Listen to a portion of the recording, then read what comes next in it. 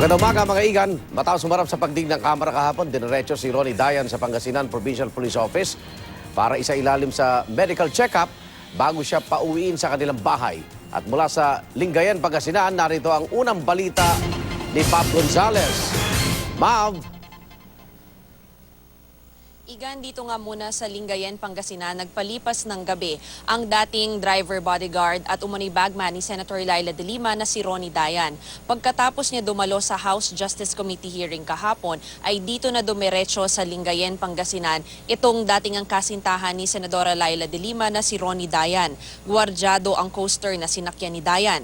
Pinagsuot din siya ng bulletproof vest. Dumating siya sa Pangasinan Provincial Police Office sa Lingayen bandang 10:30 kagabi kasama ang kanyang pamilya. Una muna siyang sumailalim sa medical check-up sa tanggapan ng Provincial Director. Sa PPO muna nagpalipas ng gabi si Dayan kasama ang kanyang asawa, anak at 2 kapatid. Sa isang opisina rito siya natulog pero hindi na natin babanggitin para sa kanyang seguridad.